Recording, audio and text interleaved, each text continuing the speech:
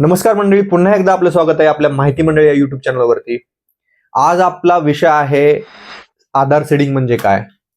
आजच्या डिजिटल युगामध्ये आपण अनेक सरकारी योजनांचा लाभ घेतो, पण तुम्हाला माहिती आहे का की तुमच्या बँक खात्यामध्ये सरकारी मदतीचे पैसे थेट जमा होण्यासाठी सर्वात महत्वाची गोष्ट आहे ती म्हणजे आधार सीडिंग करणं. अनेक जण आधार लिंकिंग आणि आधार सीडिंग मध्ये गोंधळून जातात. आधार सीडिंग म्हणजे नेमकं काय, ते करणं का गरजेचं आहे, आधार सीडिंग करण्याची प्रक्रिया काय आहे, तुमचे आधार सीडिंग झाले की नाही हे तुम्हाला जर चेक करायचं असेल तर या सगळ्या गोष्टी आपण सविस्तर या व्हिडिओमध्ये पाहणार आहोत. नमस्कार, मी पांडुरंग दाताळ आणि आपण पाहताय माहिती मंडळ. चला तर मग सर्वात आधी समजून घेऊया आधार सीडिंग म्हणजे नेमकं काय. सोप्या भाषेत सांगायचं तर आधार सीडिंग म्हणजे तुमचा आधार क्रमांक तुमच्या बँक खात्याशी अशा प्रकारे जोडणे ज्यामुळे ते खाते एनपीसीआय म्हणजेच नॅशनल पेमेंट्स कॉर्पोरेशन ऑफ इंडियाच्या मॅपवर अपडेट होईल. ओके, मग आधार लिंकिंग आणि आधार सीडिंग याच्यामध्ये थोडासा फरक आहे. आता तो काय फरक आहे आपण बघूया. याच्यामध्ये नेहमी आपण गोंधळून जातो की आधार लिंकिंग म्हणजे काय किंवा आधार सीडिंग म्हणजे काय.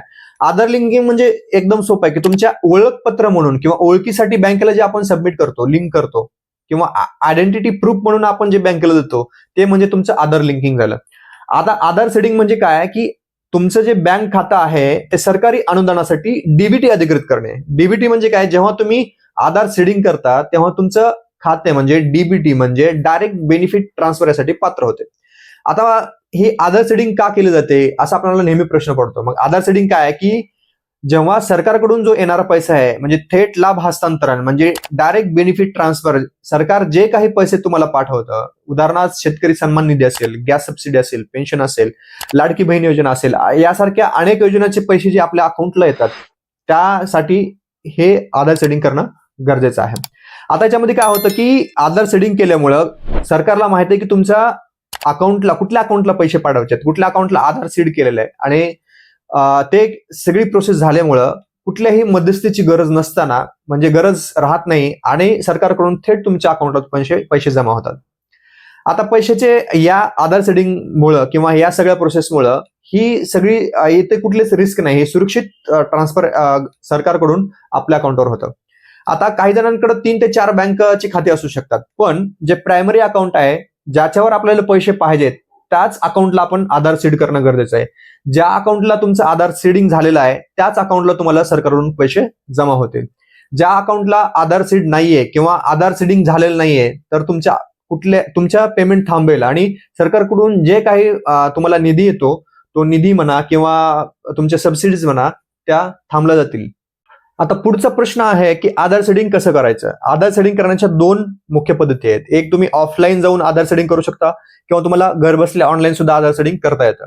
आता पहिली जी पद्धत आहे ऑफलाईनची ती तुम्हाला बँकेमध्ये जायचंय. बँकेमध्ये जाऊन तुम्हाला आधार सीडिंग फॉर्म किंवा एनपीसीआय मॅपिंग फॉर्म घ्यायचा आहे.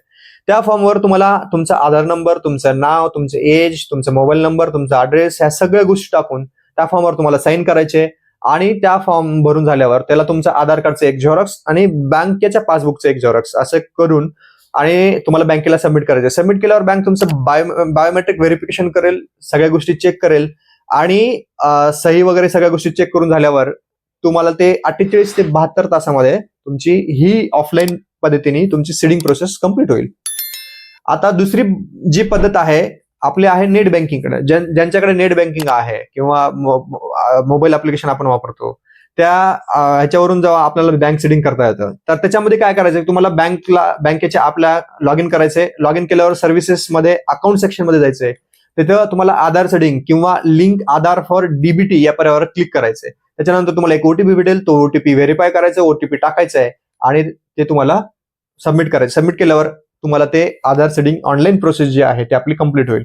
आता काही बँकेचं ऑनलाईन प्रोसिजर नाहीये किंवा ही सुविधा बँकेमध्ये नाही तर तुम्हाला ज्या बँकेला तुम्हाला पेमेंट पाहिजे त्या बँकेत जाऊन तुम्हाला ऑफलाईन आधार सीडिंग तुम्हाला कंप्लीट करून घ्यावं लागेल.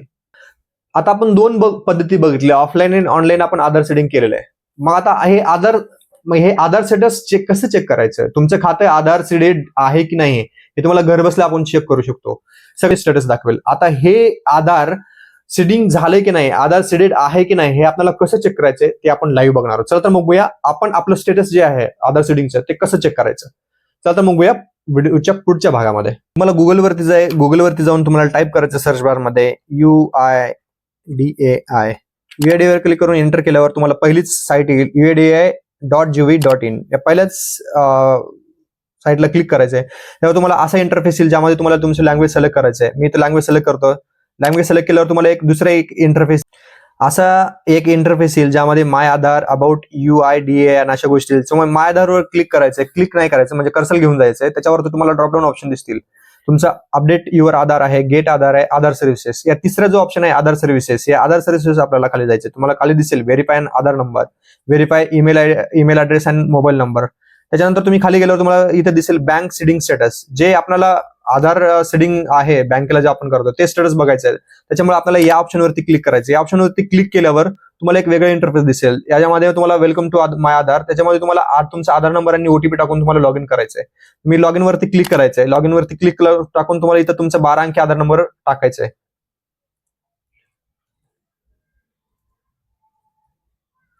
मी माझा आधार नंबर टाकलाय आणि इथं जे काही इमेजवर तुमचे लेटर्स दिसतील ते कॅप्चा इथं तुम्हाला एंटर करायचं आहे. 785HA. त्यानंतर तुम्हाला लॉग इन विथ OTP वर क्लिक करायचं. क्लिक केल्यावर तुम्हाला एक OTP भेटेल. तुमच्या जो आधारला म्हणजे ज्या नंबरला आधार लिंक आहे त्या नंबरवर तुम्हाला एक OTP भेटेल. माझा OTP आलेला आहे.